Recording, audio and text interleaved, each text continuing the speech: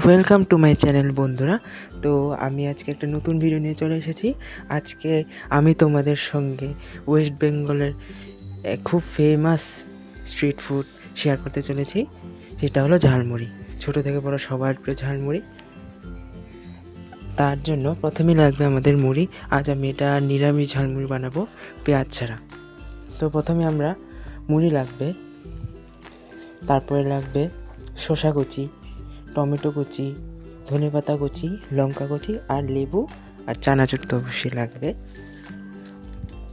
তো প্রথমেই মুড়ির মধ্যে দিয়ে দেবো চানাচুর।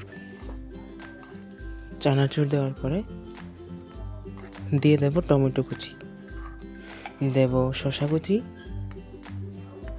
দেবো কাঁচা লঙ্কা কুচি আর দিয়ে দেবো ধনেপাতা কুচি। তারপর এটার মধ্যে দিয়ে দেব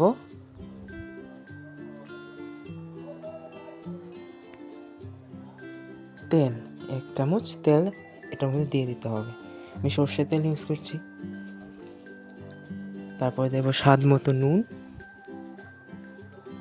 আর লেবুটা চিপে দিয়ে দিতে হবে, দিয়ে ভালো করে মাখতে হবে।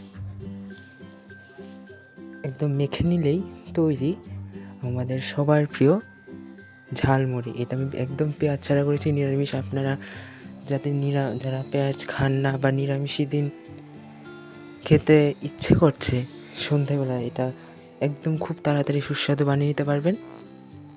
আর যদি ভালো লেগে থাকে ভিডিওটা নিশ্চয়ই সাবস্ক্রাইব করবেন, শেয়ার করবেন আর কমেন্টে জানাবেন কীরকম লাগলো আর নেক্সটে কোন রেসিপি দেখতে চান।